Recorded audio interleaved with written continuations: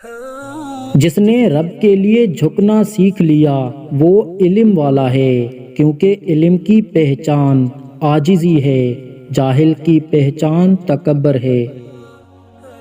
انسان کا اخلاق، زبان، سوچ اور ظرف بتا دیتا ہے کہ وہ ان پڑھ ہے، پڑھا لکھا ہے یا پڑھا لکھا جاہل ہے۔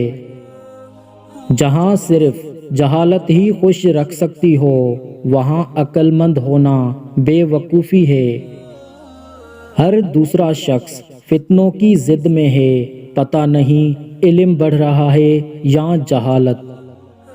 خاموشی عالم کا زیور ہے اور جاہل کی جہالت کا پردہ۔ ہماری جہالت کی سب سے بڑی نشانی یہ ہے کہ ہم اپنے علم کا ثبوت دوسروں کی جہالت سے ڈھونڈتے ہیں۔ بدبخت ہے وہ شخص جس نے زندگی کو بدلنے والی درجنوں کتابیں پڑھیں، لیکن قرآن کریم اس کے پاس گرد آلود ہوتا رہا۔ مجھے اس بات سے کوئی فرق نہیں پڑتا کہ لوگ میرے بارے میں کیا سوچتے ہیں، میں تو اس بات سے مطمئن ہوں کہ میرے رب سے میری کوئی پردہ داری نہیں۔ زندگی میں 2 نصیحتوں پر عمل کرنا، ہمیشہ کے لیے کامیاب ہو جاؤ گے۔ نمبر 1، نماز مت چھوڑنا۔ نمبر 2، اپنی نظر کی حفاظت کرنا۔ جب تم کسی میں کوئی عیب دیکھو تو اسے اپنے اندر تلاش کرو، اگر اسے اپنے اندر پاؤ تو اسے نکال دو، یہ حقیقی تبلیغ ہے۔ نیکیاں کرتے جاؤ، دریا میں ڈالتے جاؤ، جب کبھی زندگی میں طوفان آیا تو یہی نیکیاں کشتی بن جائیں گی۔ پیٹھ پیچھے آپ کی بات چلے تو گھبرانا مت، کیونکہ بات انہی کی ہوتی ہے جن میں کوئی بات ہوتی ہے۔ صبر کا گھونٹ دوسروں کو پلانا آسان ہے، خود پیتے ہوئے پتہ چلتا ہے کہ ایک ایک قطرہ پینا کتنا مشکل ہے۔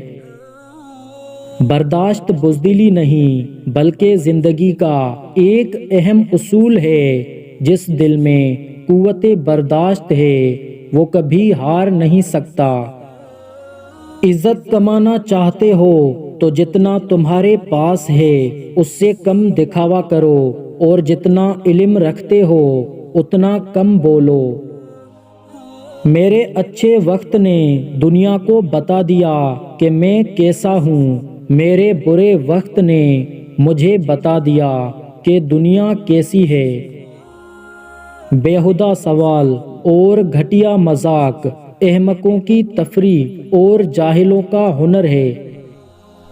کتنے پاکیزہ ہوتے ہیں وہ جذبات جو صرف ان لوگوں سے وابستہ ہوتے ہیں جن سے مل کر ہمیں اللہ مل جاتا ہے۔ خواہشات کا اوندھم مچا ہوا ہے، نصیحت کی بات کیسے سنائی دے۔ اچھے کے ساتھ اچھے رہو، لیکن برے کے ساتھ برے مت بنو، کیونکہ تم پانی سے خون صاف کر سکتے ہو لیکن خون سے خون نہیں۔ نگاہیں جن کی جم جاتی ہیں مستقبل کے چہرے پر، انہیں ماضی کی ناکامی پہ پچھتانا نہیں آتا۔